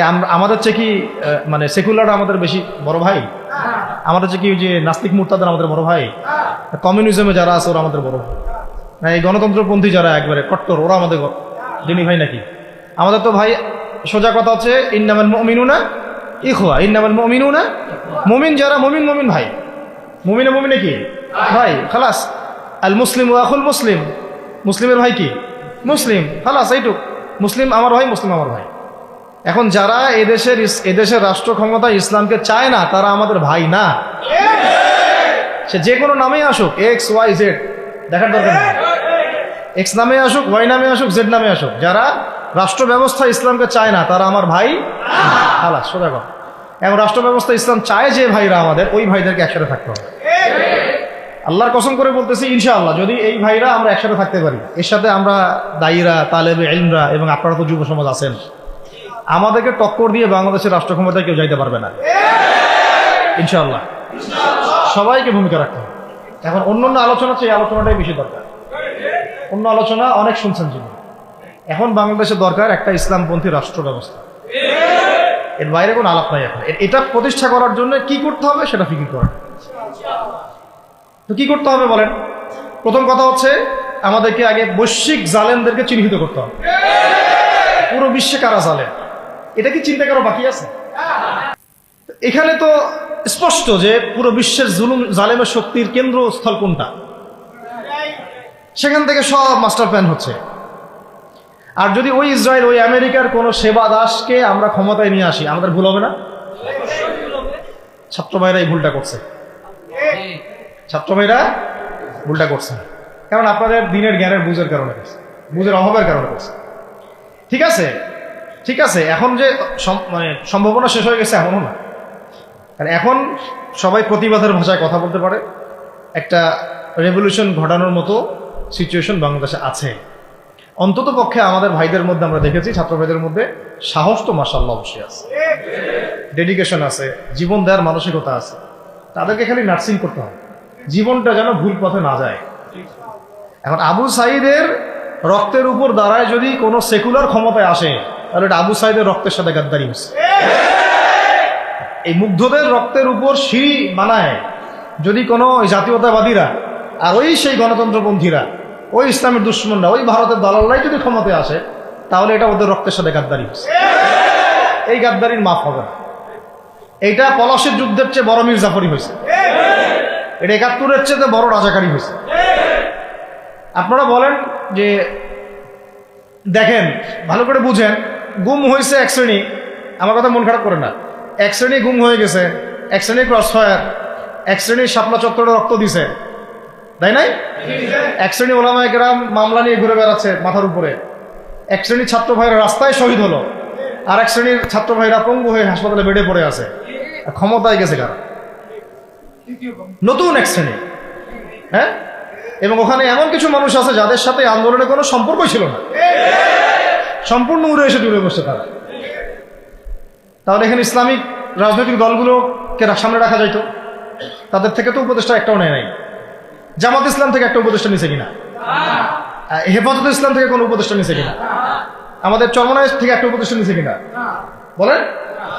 তার মানে রাষ্ট্র গঠনে আমাদের কোনো ভূমিকা নাই না। আমাদেরকে বুঝাইছে যে আপনারা পরে আসেন, ইলেকশন দিব, তখন আপনারা ইলেকশন লইলেন।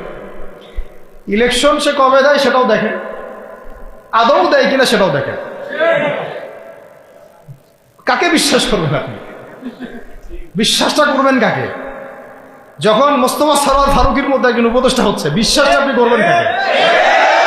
সারা জীবন মানুষকে পরকীয়া শিখাচ্ছে, তার কোন যোগ্যতায় সে উপদেষ্টা হচ্ছে?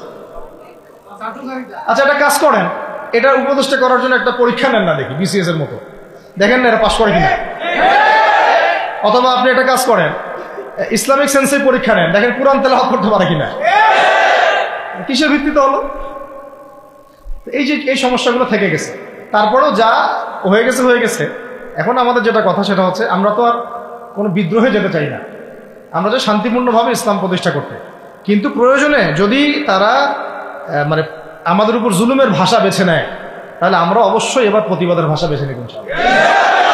এই জন্য সবার আগে জরুরি হচ্ছে যুবকদেরকে এক কাতারে থাকা, ইসলামপন্থী ভাইদের সাথে থাকা, ইসলামী সংগঠনের সাথে থাকা, এবং নাম XYZ যেটাই হোক না কেন, নাম XYZ হতে পারে, আপোষে ভাই ভাই হয়ে থাকা। এটাতে যদি ভাই আমরা এবার ভুল করি, আল্লাহর কসম করে বলতেছি, আল্লাহ না করুক, এরপরে যদি মায়ের আসে, না আপনি বাঁচবেন না আর আমি বাঁচব, কেউই না, ইনশাআল্লাহ ওই দিন আসবে না। আর আমরা যদি ইনশাআল্লাহু আজ্জা ওয়া জাল যদি আমরা এটাকে মদিনা রাষ্ট্র বানাতে পারি, এই বাংলাদেশকে যদি আমরা একটা মদিনা রাষ্ট্র বানাতে পারি, ইনশাআল্লাহ কালকে গাজওয়াতুল হিন্দ হবে ওটার জন্য রেডি আমরা। পাকিস্তানের কাছে কিছুই নাই, আছে খালি 10টা 12টা পারমাণবিক অস্ত্র, তাতেই ভয়ে কাঁপতে থাকে। চায়না খালি একটু ভয় দেখায় যে আগাইলে কিন্তু সিকিম নিয়ে নিব, আগাইলে কিন্তু চিকেন লেগ গিলে ফেলবো। চায়নার ওই ছোট ছোট যোদ্ধাদের কাছে যে মাইকটা খায়, আর আমাদের এখানে দেখা যায় যে সীমান্তর মধ্যে একটা কৃষকও যদি সীমান্ত থেকে দূরেও হাল চাষ করে, ওকে গুলি করে মেরে ফেলে। ফেলা নেই, ফেলানির কথা ভুলে গেছেন আপনারা? আমাদের বন্যা, এরকম কতগুলো মানুষকে সীমান্ত হত্যা করে মারা হয়েছে।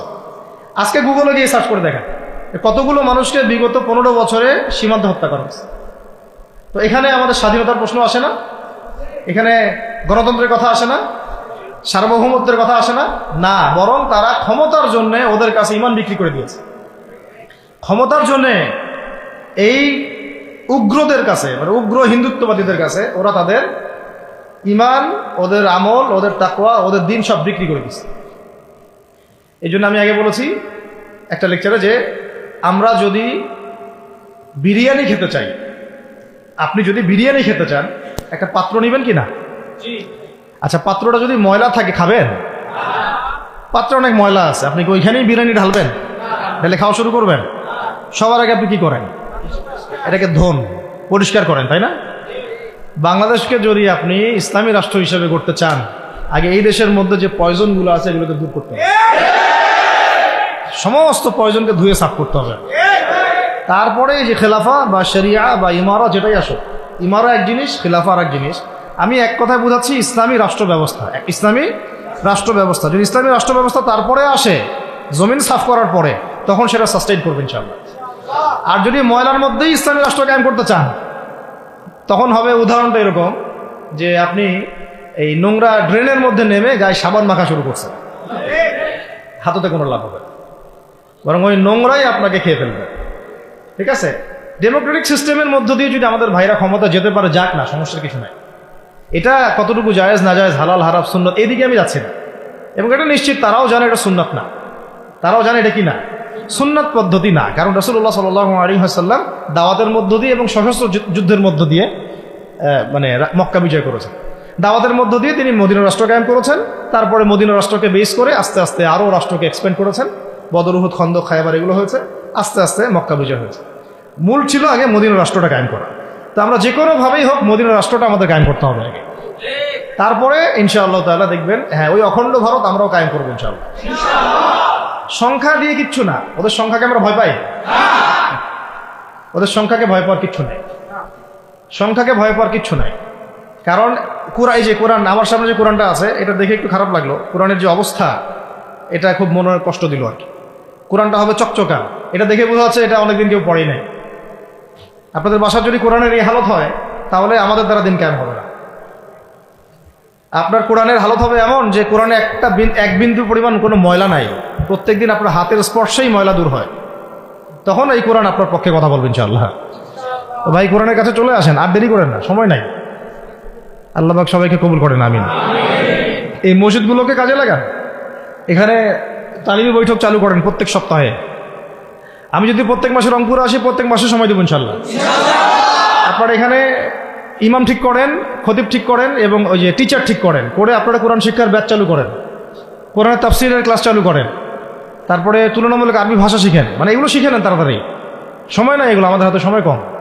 এগুলো আজকে থেকে 10 বছর আগেই শেখা উচিত ছিল, তাই না? কিন্তু আমাদের এই সেকুলার শিক্ষা ব্যবস্থা আপনার জীবন থেকে 20 বছর কেড়ে নিয়েছে। 20 বছর পড়াশোনা করার পরে আমি চ্যালেঞ্জ করতেছি, এই যে লাখ লাখ টিচারকেও যদি আপনি কোরআন তেলাওয়াত ধরেন, সহি বলতে পারেন, অথচ তারা জাতির শিক্ষক হয়ে বসে আছে। তো সেকুলার শিক্ষা ব্যবস্থাটা আমাদের জীবন থেকে পুরা ইসলামের হকটাকে নষ্ট করে ফেলছে। আপনার অধিকার ছিল যে আপনি একজন স্কুলের স্টুডেন্ট, আপনি কোরআন পড়তে পারবেন। আপনি একজন কলেজের স্টুডেন্ট, আপনি কোরআনের তাফসীর করতে পারবেন। আপনি একজন ইউনিভার্সিটি পাস করেছেন, আপনি হাদিসও পড়তে পারবেন, এবারও তো দিতে পারবেন, এরাও দিতে পারবেন। এটা আপনার হক ছিল, কিন্তু এই হকটা নষ্ট করছে কারা? এই সেকুলার শিক্ষা ব্যবস্থা নষ্ট করে ফেলছে। এখন তো কিছু করার নাই। তো এটাতে আমাদের দোষ কি? আমাদের দোষ হচ্ছে আমরাই তো তাদেরকে ভোট টোট দিয়ে উপরে উঠেছিলাম। আমাদের বাপরা উঠাইছে, আমাদের বাবারা উঠাইছে, তার বাবার উঠাইছে। তা আমরা তো ওই সময় ইনসাফ করি নাই, ফল আমাদেরকে ভোগ করতে হয়েছে। আপনার এই প্রসঙ্গটা দুটো কথা বলেই ফেলি, নাহলে আমি মানে হকাদায় হয় না। একটা মুসলিম ঘরের ছেলে, তার অধিকার নাই প্রাইমারি স্কুলে গিয়ে সে কোরআন শিখবে? আচ্ছা, আমাদের মৌলিক অধিকার কি? খাদ্য, বস্ত্র, বাসস্থান, শিক্ষা, চিকিৎসা, 5টা বলি না? তো কোরআন আমার মৌলিক অধিকার না? মুসলিম পরিবারের সন্তান আমি, কোরআন আমার মৌলিক অধিকার না? তারপর প্রাইমারি স্কুল আপনাকে শিখায় নাই, হাই স্কুল আপনাকে শিখায় নাই, এমনকি কারমাইকেল শিখাইছে আপনাকে, বেগম রোকেয়া বিশ্ববিদ্যালয় শিখাইছে, এরাও শিখায় নাই। এমনকি বিসিএস ক্যাডার হচ্ছেন কোরআন ছাড়াই, ডক্টর হচ্ছেন কোরআন ছাড়াই, ইঞ্জিনিয়ার হচ্ছেন কোরআন ছাড়াই। এমনকি শিক্ষা কমিশন গঠন হচ্ছে, ওই কমিশনের লোকদেরও কোরআনের জ্ঞান নেই। টকশোতে এসে আবার ঠিকই পটর পটর করে, কোরআনে পড়তেও পারে না, টকশোতে এসে পটর পটর করে। এই তো বিগত 10 বছর তো টকশোর বছর ছিল, খালি টকশো, দেখেন নাই? আলোচনা আলোচনা আলোচনা, একটা ন্যারেটিভ তৈরি করা হচ্ছিল। ইসলাম নিয়ে যারাই কথা বলবে, এরাই জঙ্গি, এরাই মৌলবাদী, এরাই সন্ত্রাসী। হ্যাঁ, তো কিভাবে মানুষের ব্রেন ওয়াশ করা হয়েছে। আমি আসলে অবাক হয়ে গেছি এই ঘটনাতে, জুলাইয়ের ঘটনায়, যে যুব সমাজকে ধ্বংস করার জন্য তারা 20 বছর ঢেলে দিছে। ওই যুব সমাজই তাদেরকে পিটাই বের করছে। আল্লাহ পাকের কি পরিকল্পনা! আপনাদেরকে ধ্বংস করার জন্য 20 বছর ধরে তারা সিলেবাস কারিকুলাম করছে। আপনাদেরকে শরৎচন্দ্র পড়াইছে, বঙ্কিমচন্দ্র পড়াইছে, হুমায়ুন আহমেদ পড়াইছে, হুমায়ুন আজাদ পড়াইছে, হ্যাঁ শেক্সপিয়ার পড়াইছে, আর কত কি পড়াইছে। কোরআন পড়তে দেয় নাই, নামাজের স্বাধীনতা দেয় নাই, পর্দার স্বাধীনতা দেয় নাই। আমাদের বোন পর্দা করে পরীক্ষা দিতে গেছে, নিকাব খুলে ফেলা হয়েছে, কি করে নাই। কিন্তু ওই ছাত্র জনতার হাতেই পিটানি খাইতে হয়েছে। আল্লাহ পাকের দেখছেন কি একটা মিরাকেল, আল্লাহ পাকের কি মানে কুদরত, ক্যারিশমা। ঠিক কিরকম হয়েছে জানেন? ঘটনাটা হয়েছে এরকম যে ফেরাউনের ঘরেই মূসা আলাইহিস সালামকে আল্লাহ পাক বড় করছে। মাশাআল্লাহ। তো আপনাদেরকে ধ্বংস করার জন্যই কিন্তু এই পলিসিগুলো অ্যাপ্লাই করা হয়েছে। এখন যে আল্লাহ পাকের রহমতে আপনারা বিপদে যান নাই, আলহামদুলিল্লাহ। এখন যেটা আল্লাহ পাক বোঝার তৌফিক দিচ্ছেন, দেখেন আপনারা কোরআন শিখতে পারতেন, এখানে পারেন নাই। শিক্ষা কমিশনের মধ্যে কোরআন নাই। শুধু তাই না, দেখেন 360 জন এমপি মন্ত্রীকে আপনি বসায় দেন, 360 জন এমপি মন্ত্রীকে বসায় তাদের সবাইকে শুধু কিচ্ছু না, আমি বলবো খালি সূরা ফাতিহা তিলাওয়াত করতে পারে, পারলে শুধু মমতাজ পড়তে পারে নাকি? কারণ তার তো বুখারী মুসলিম সিয়াসিটা পড়া আছে, ওটা পড়া ছিল আর কি, এটা পড়া ছিল, তো হয়তো সে পড়তে পারে না, পারলে তো ভালো, খারাপ কিছু না, ঠিক আছে। তো বাকি কেউ কিন্তু পারে না। যে আমাদেরকে এখন একটা নতুন উদ্দেশ্য নিয়ে, টার্গেট নিয়ে, একটা মিশন নিয়ে আগামীকাল থেকে পথ চলতে হবে ইনশাআল্লাহ। প্রথম গন্তব্যটা কি? আমরা বাংলাদেশকে একটা মদিনা রাষ্ট্র কায়েম করতে চাই। সেটা যদি করতেই হয় তাহলে আমাকে কার আদলে করতে হবে, কার সুন্নতে করতে হবে? নবী মুহাম্মদ সাল্লাল্লাহু আলাইহি ওয়াসাল্লামের তরিকায়। এবং তার তরিকার প্রথম কাজটাই হচ্ছে আগে ইলম শিখতে হবে। কি শিখতে হবে? এই মসজিদগুলোকে কাজে লাগান, মাদ্রাসাগুলোকে কাজে লাগান। এবং 2 নম্বর হচ্ছে ইলম একা একা শেখা যাবে না। ইলম একা একা শেখা যাবে না। 20 বছর তো আপনি একা পড়াশোনা করেন নাই, প্রতিষ্ঠান ছিল, ওস্তাদ ছিল, তাই না? টিচার ছিল, আপনার একাডেমিক কারিকুলাম ছিল। ঠিক ওইরকমই দিনের ইলমও একা একা শেখা যাবে না, ওস্তাদ লাগবে। এবং আলহামদুলিল্লাহ আমাদের বাংলাদেশে ওস্তাদদের অভাব নাই, আলহামদুলিল্লাহ। প্রত্যেক জেলায় জেলায় উপজেলায় সব জায়গাতেই মুহাক্কিক বরেণ্য আলেমগণ আছেন, আলহামদুলিল্লাহ। আর আপনি খুঁজে বের করবেন কে মুহাক্কিক আলেম। আমি কিছু মানে তাদের বৈশিষ্ট্য বলতে পারি যে তারা নিজেকে জাহির করেন না, বিনয়ী হন, অহংকারী হন না, তারা এত বেশি আইওয়া শোডাউন এত পছন্দ করেন না, নিজেকে আড়াল করার চেষ্টা করেন, হক কথা বলতে তারা ভয় করেন না। এবং তারা অনেক গভীর জ্ঞানের অধিকারী হওয়া সত্ত্বেও অনেক বেশি বিনয়ী হন না। এগুলো দেখে আপনি চিনবেন, ঠিক আছে? আমাদের সালাফরা তো বলতেন যে মুহাক্কিক মানুষকে পাবেন 2 জায়গায়, এক হচ্ছে মাটির তলে, আরেকটা হচ্ছে জেলখানায়, ঠিক আছে? তো যাই হোক, এখন অনেক বরেণ্য উলামায়ে কেরাম আমাদের সমাজে আছেন, তাদের যে কারোর সাথে অন্তত একজনের সাথে নিসবত রাখেন, অন্তত একজনের সাথে নিসবত রাখেন, ঠিক আছে? তো এটা আমাদের সৌভাগ্য, আলহামদুলিল্লাহ, যে বাংলাদেশে বহু মাদ্রাসা, বহু কওমি মাদ্রাসা, আলিয়া মাদ্রাসা, অনেক ধরনের মাদ্রাসা আছে। কিছু সংকীর্ণতা বা কিছু সমস্যা আমাদের মধ্যে থাকতে পারে, এটা যে কোনো জায়গায় থাকতে পারে, কিন্তু আলহামদুলিল্লাহ এই খেদমতটুকু আছে বলেই এখন পর্যন্ত দ্বীন ইসলামকে তারা মিটাইতে পারে না, আলহামদুলিল্লাহ।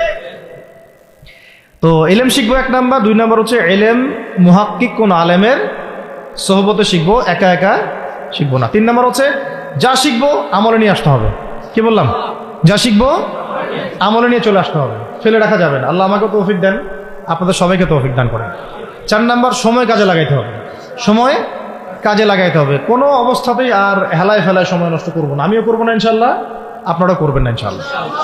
5 নাম্বার হচ্ছে নিজের প্রতিভাকে খুঁজে বের করবেন।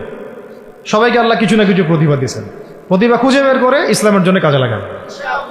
6 নাম্বার হচ্ছে যাদের রিজিক হালাল তাদের তো আলহামদুলিল্লাহ কোনো সমস্যা নেই, যাদের হারাম রিজিক আজকেই ছাড়তে হবে। কোনো সুদের সাথে সম্পৃক্ত থাকা যাবে না, কোনো ঘুষ, কোনো দুর্নীতি, কোনো মাপে কম দেওয়া, কোনো হারামে আমি খাবো না, আমি কোনো হারামের কাছে যাব না। আর উত্তরবঙ্গের বড় বড় ফেতনাগুলোর মধ্যে এই সুদী এনজিওদের ফেতনাও আছে, কাদিয়ানিদের ফেতনাও আছে, তাই না? তারপরে আপনার এই যে ইসাই মুসলিমদের একটা ফেতনা আছে না, একটা ফেতনা আছে। তারপরে এই আপনার বিড়ি ফ্যাক্টরি, তামাক ফ্যাক্টরির এগুলা ফেতনা আছে, হারাম খাওয়ার। আবার নতুন করে ইসকনের ফেতনাও উত্তরবঙ্গে দেখা যাচ্ছে। তো এই ফেতনাগুলোকে চিহ্নিত করে আপনাকে বেঁচে থাকতে হবে এবং রিজিকটাকে হালাল করে ফেলতে হবে, ঠিক আছে? এর পাশাপাশি হচ্ছে 6 নম্বর বলবো যে পরিবারগুলো গড়ে তুলতে হবে। প্রত্যেকটা পরিবার হবে একটা দুর্গ, মানে আমার পরিবার হচ্ছে আমার একটা ইসলামিক রাষ্ট্রের মতো। এই পরিবারের মধ্যে অনইসলামিক কোনো কাজ চলে না। পরিবারের মালিক কি? আমি না? এখানে কি রাষ্ট্র আমাকে হস্তক্ষেপ করতে পারবে? তা আমার পরিবার আমার কন্ট্রোলে চলবে, একদম ইসলামিক অনুশাসন অনুযায়ী চলবে, ডানে বামে নড়তে পারবে না। এভাবে আপনাকে শক্ত থাকতে হবে। 7 নম্বর হচ্ছে এখন থেকে তাবলীগের কাজ সবাইকে করতে হবে। কতটুকু করবেন? যতটুকু আপনি জানেন, যতটুকু আপনি জানেন। যেটা জানেন না ওইটা নিয়ে কথা বলার দরকার নেই। আর সমাজে কিছু ইখতিলাফি মাসালাগুলো আছে যেগুলোকে নিয়ে কিছু মানে মোটা বুদ্ধির মানুষেরা আর কি মসজিদগুলো ভাগ করে ফেলে, ঠিক আছে? এই পাল্লায় পড়া যাবে না। ইখতিলাফি মাসালাগুলো সাহাবীদের যুগ থেকেই ছিল, এগুলো নিয়ে মতবিরোধের সুযোগ নাই। এটা তার কাছে এই মাসালাটা অথেন্টিক মনে হয়, সে আমল করতেছে, করুক। আমার কাছে এই ফিকহের আলোকে এটা বেশি অথেন্টিক মনে হয়, আমি এটা আমল করতেছি। এগুলো নিয়ে কোনো রকমের আর দ্বন্দ্বে যাবেন না। বরং আমরা এখন ঐক্যবদ্ধ হব কিসের ভিত্তিতে? আমরা ঐক্যবদ্ধ হব আকীদা, আমল এবং মানহাজের ভিত্তিতে। আমাদের আকীদা আহলুস সুন্নাহ ওয়াল জামাআর আকীদা থাকবে, আমল থাকবে সাহাবীওয়ালা আমল, এবং মানহাজ থাকবে আমরা সালাফদের আদলে বাংলাদেশে দিন কায়েম করতে চাই। খালাস। আর যারা দিন কায়েমের কথা বলবে না ওদের সাথে আমার ঐক্য হবে না। কি হবে? দিন কায়েমের কোনো ফিকির নাই, তার সাথে আমার ঐক্য হবে কি হবে? তার ফিকির আছে শুধু মসজিদ নিয়ে আর অন্য কিছু নিয়ে, তার দল নিয়ে বা তার মানে আরো তো আছে অনেক কিছু আর কি, এইগুলো নিয়ে। তো ওইগুলো বাদ দিলাম। এই আমর বিল মারুফের কাজ সবাইকে করতে হবে, এবং একই সাথে সবাইকে এখন থেকে প্রতিবাদী হতে হবে, অন্যায়ে নিষেধ করতে হবে। এলাকায় অন্যায় হতে দিবেন না আপনারা। এলাকার মধ্যে জুয়া খেলবে কেন? আপনারা প্রতিবাদী হবেন। এখানে গাঁজা খাবে কেন? আপনি প্রতিবাদী হবেন। মাদকের আকড়া হবে কেন? আপনারা প্রতিবাদ করবেন। এখন তো আপনি পুলিশ প্রশাসনের অপেক্ষায় বসে থাকার সময় নাই তো এখন আপনার। একজন নেককার, মুত্তাকি, পরহেজগার মানুষ প্রত্যেকটা এলাকায় থাকা দরকার। আপনাদের মধ্যে একটা জামাআ বা কমিউনিটি থাকা দরকার, মানে একটা অ্যাসোসিয়েশন থাকা দরকার, যারা ওই এলাকাকে সংস্কারের কাজ করবে ইনশাআল্লাহ। অথবা বৃহত্তর সংগঠন যেগুলো আছে বাংলাদেশে, তাদের অঙ্গ সংগঠন হিসেবে আপনারা কাজ করতে পারেন। আল্লাহ পাক তৌফিক দান করেন। মানে একটা চেইন অফ কমান্ড গড়ে তুলতে হবে দেশব্যাপী। এটা অলরেডি আছে, এবং নতুন করেও যদি কেউ চায় যে আমি কিছু অ্যাসোসিয়েশন করব যেটা আমর বিল মারুফের কাজ করবে, নাহিল মুনকারের কাজ করবে, তাহলে এটা করতে পারেন ইনশাআল্লাহ। আর এর সাথে আমি বলবো যে আমাদের জান, মাল, সময়, শ্রম, কয়টা কথা বললাম? জান, মাল, সময় এবং শ্রম। জান, আমাদের মাল, আমাদের সময়, আমাদের শ্রম, এই 4টা জিনিসকে আল্লাহর জন্য ওয়াকফ করে দিতে হবে। দুনিয়াতে মুসাফির আমরা, দুনিয়াতে কি আমরা মুসাফির। আমাদেরকে পাঠানোই হয়েছে আল্লাহর ইবাদত করার জন্য। এবং শুধু একাই ইবাদত করবো কেন? আমি কি স্বার্থপর? আমার পরিবারটাও করতে হবে। এবং শুধু পরিবার কেন করবো? আমার সমাজটাও করতে হবে, আমার রাষ্ট্রটাকেও করতে হবে। কারণ রাষ্ট্রীয় কাঠামোতে ইসলাম না থাকলে আমি সমাজ চেঞ্জ করতে পারবো না। সহজ কথা। সব কথা কিন্তু ওই গোড়াতে গিয়ে ঠেকতেছে। কারণ রাষ্ট্র ব্যবস্থায় যদি ইসলাম না যায়, রাজনীতির মধ্যে ইসলাম যদি না যায়, এবং একটা ইসলামিক শরিয়া ভিত্তিক বা ইমারা ভিত্তিক রাষ্ট্র যদি কায়েম না হয়, এই শব্দগুলো হয়তো তারা বুঝে না। মানে ইসলামী একটা রাষ্ট্র ব্যবস্থার কাঠামো যদি না থাকে, তাহলে আপনি ব্যাংকিং সিস্টেমকে সংস্কার করতে পারবেন না, সুদের মধ্যে সংস্কার আনতে পারবেন না, শুধু এনজিওর বিরুদ্ধে আপনি কোনো পদক্ষেপ নিতে পারবেন না, আপনি সমাজের এই যে ফাসাদ, নোংরামি, এগুলো বন্ধ করতে পারবেন না, আপনি এই যে কাদিয়ানি মতবাদের বিরুদ্ধে কিছু করতে পারবেন না, ওদের অর্থনৈতিক ডানা আপনি কাটতে পারবেন না, ওদের পলিটিক্যাল সাপোর্ট আপনারা কাটতে পারবেন না। তারপরে ওই জায়গায় ইসলাম না গেলে এই সাংস্কৃতিক আগ্রাসনগুলো কাটাতে পারবেন না। পাশের প্রতিবেশী রাষ্ট্রদের যে আগ্রাসী ভূমিকা, এগুলোর ব্যাপারে আপনি কোনো পদক্ষেপ নিতে পারবেন না। তাই ওই জায়গা পর্যন্ত যদি না যেতে পারি আমরা, তাহলে কথাগুলো শুধু বলাই হবে, কোনো বাস্তবায়ন হবে না। অতএব আমাদের মূল কাজ একটা, এখন ওই উপরের লেভেলে ইসলামকে নিয়ে যাওয়া। এই কাজগুলোর মধ্য দিয়ে আমরা ইসলামকে নিয়ে যাবো ইনশাআল্লাহ তাআলা। আর সর্বোপরি আসন্ন সময়গুলোতে যখন ওলামায়ে কেরাম, আমাদের বরেণ্য আলেমগণ, আমাদের বরেণ্য ওস্তাদগণ এবং আমাদের তুল্লাবরা, আমাদের জামাআগুলো, আমাদের ইমারাগুলো এবং আমাদের ইসলামী সংগঠনগুলো, তারা যখন মাঠে থাকবে, তখন তাদেরকে একা ছেড়ে দেওয়া যাবে না। মই দিয়ে গাছে উঠায় মই টানা যাবে না। শাপলা চত্বরে এই কাজটা করছেন আপনারা, কিন্তু শাপলাতে কিন্তু এই কাজটা হয়েছে। ওখানে কিন্তু এতগুলো ভাইয়ের ওখানে শহীদ হওয়ার কথা ছিল না, এত সহজ ছিল না বিষয়টা। কিন্তু কিছু ভাই ছিল ওখানে আমাদের সাথে প্রতারণা করেছে, মই দিয়ে আমাদের কিন্তু মই টেনে নিছে, আমাদেরকে উপর উঠাই দিছে। এরপর থেকে তো কত জেল, কত জুলুম, কত মামলা মোকদ্দমা, কত গুম হয়ে গেল। শাপলার পর থেকে হিসাব করেন তো। এবার এই ভুলগুলো আর করতে যায় না, এই মুনাফিকিগুলো আর কেউ করতে যায় না। আল্লাহর ওয়াস্তে আপনারা ওলামায়ে কেরামদের সাথে থাকেন, হাত শক্ত করেন, মই দিয়ে আবার গাছে উঠায় মই টানে নিয়েন না। আমি কি বুঝতে পারছি? বুঝতে পারি নাই মনে হয়।